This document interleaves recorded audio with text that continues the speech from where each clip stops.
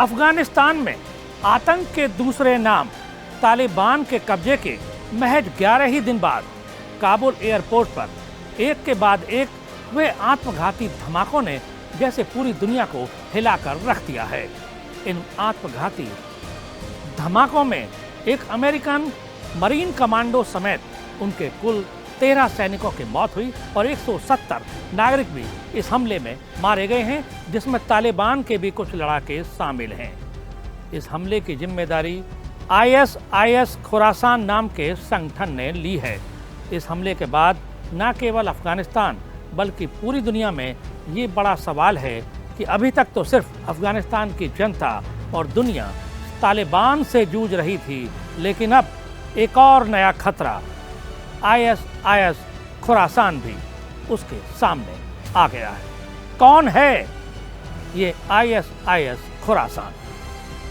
नमस्कार, मैं हूं प्रमोद शर्मा और आप देख रहे हैं जी मीडिया की खास पेशकश दास्तान-ए-जुर्म। दास्तान-ए-जुर्म में आज हम बात कर रहे हैं उस ISIS खुरासान की जिसने हाल ही में काबुल में 2 बड़े धमाके कर पूरी दुनिया को हिला दिया है।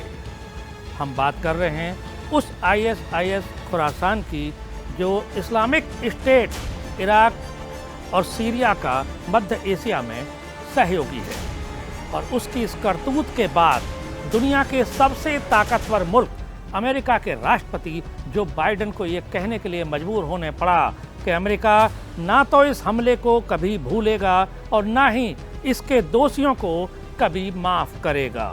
और हुआ भी बिल्कुल वैसा ही। इस हमले के 48 घंटों के भीतर अमेरिका ने हवाई हमला कर ये दावा किया कि ISIS खुरासान के 2 मुख्य षड्यंत्रकर्ताओं को उसने मार गिराया है। अमेरिका ने हमला अफगानिस्तान के नागरहार प्रांत में ड्रोन के जरिए किया था, जिसमें ISIS खुरासान के कुछ लोग मारे गए हैं। हम बात कर रहे थे ISIS खुरासान की। ISIS का मतलब तो सब जानते हैं, लेकिन ये खुरासान क्या है? खुरासान का दरअसल मतलब है उगता हुआ सूरज। और खुरासान नाम आया कहाँ से? तो इसके बारे में हम आपको बताएं कि 3री और 4थी सदी में सऊदी अरब से कुछ लोग आकर ईरान के एक इलाके में आकर बसे थे। उस इलाके में सूरज पहुंचता है, या कहिए कि सबसे पहले वहां पहुंचती है उसकी किरणें और वहां सूरज उगता है, यानी कि उगता हुआ सूरज, जिस इलाके को नाम दिया गया खुरासान। बाद में ईरान, अफगानिस्तान, तुर्कमेनिस्तान, उज्बेकिस्तान और तजाकिस्तान समेत अफगानिस्तान और भारत और पाकिस्तान के कुछ इलाकों को मिलाकर एक नक्शा बनाया गया, जिसको नाम दिया गया इस्लामिक स्टेट इराक, सीरिया और खुरासान। और ये नाम दिया ISIS के कर्ता धर्ता अबू बकर अल बगदादी ने।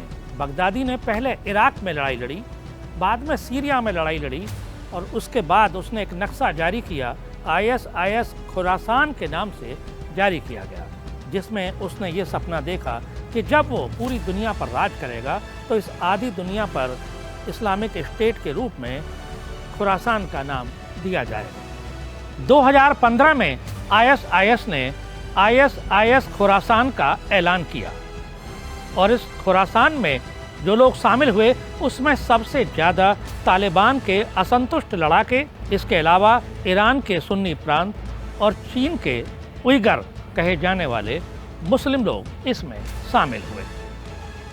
उनका एक ही मकसद था, अफगानिस्तान में और उसके इलाके में तालिबान के बराबर अपने को खड़ा करना। दरअसल तालिबान की सत्ता की ललक और उसमें ISIS की भागीदारी कमज़ोर पड़ने को देखते हुए ISIS ने IS खुरासान का गठन किया।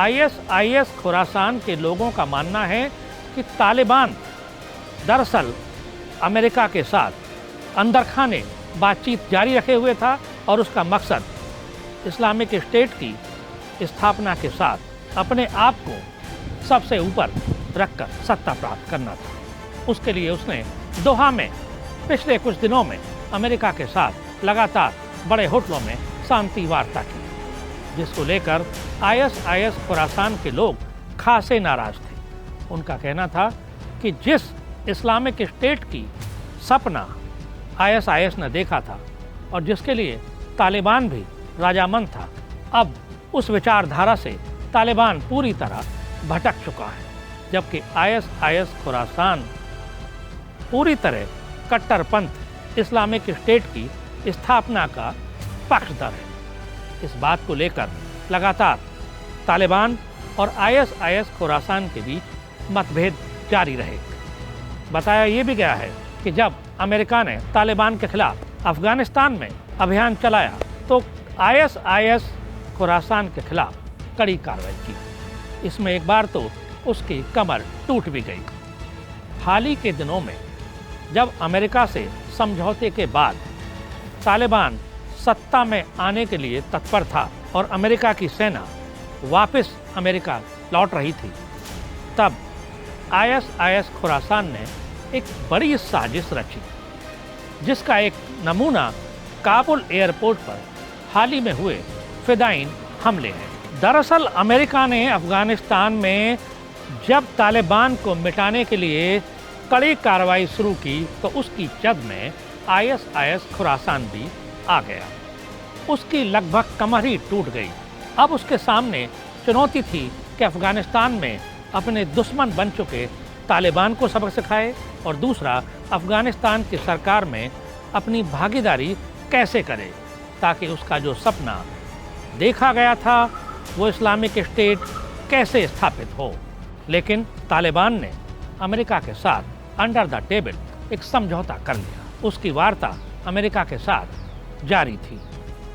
काबुल एयरपोर्ट के साजिशकर्ताओं को सबक सिखाने के अमेरिका के दावे के बावजूद अभी एक बार फिर काबुल एयरपोर्ट पर आतंकी धमाकों की आशंका बनी हुई है और यही वजह है कि अमेरिका, ब्रिटेन समेत नाटो और कई अन्य देशों ने यह अलर्ट जारी किया है कि उनके नागरिक काबुल एयरपोर्ट से दूर रहें, क्योंकि एक बार फिर वहां धमाके हो सकते हैं और यही दुनिया की चिंता का विषय है। अपदस्थ हुई अफगानिस्तान की सरकार में उपराष्ट्रपति रहे अमरुल्लाह सालेह का ये बयान आया है, जिन्होंने अपने आप को इस समय कार्यवाहक राष्ट्रपति घोषित किया है कि आईएसआईएस खुरासान उसको किसी और का नहीं बल्कि पाकिस्तान का खुला समर्थन है।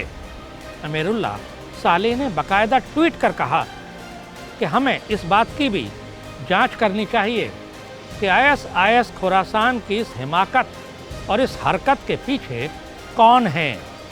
न केवल तालिबान का उसको साथ है बल्कि उसके पीछे पाकिस्तान खड़ा है और इसी वजह से वो इतना ताकतवर आज बना है।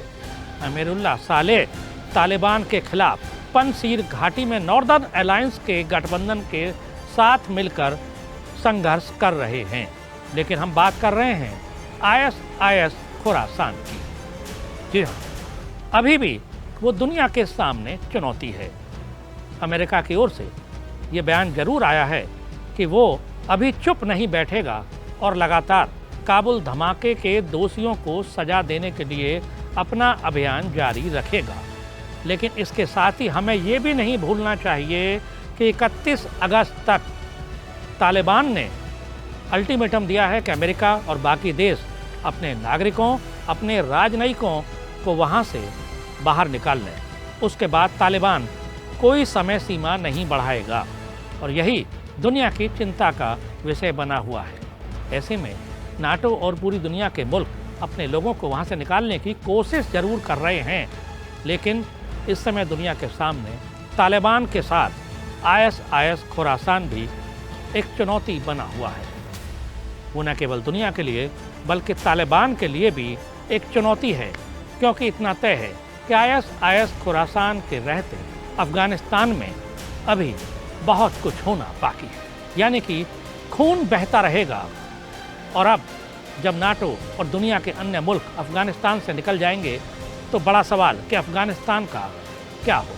अभी तक तालिबान से चिंतित दुनिया के सामने अब ISIS खुरासान भी एक और बड़ी चिंता का सबब और एक चुनौती बनकर रह गया है। देखने वाली बात यह होगी कि अब पूरी दुनिया तालिबान के साथ साथ ISIS खुरासान से कैसे निपटेगी। तो ये थी कहानी ISIS खुरासान की। ऐसी ही किसी एक और कहानी के साथ हम अगले सप्ताह फिर दास्ताने जुर्म में आपके सामने हाजिर होंगे।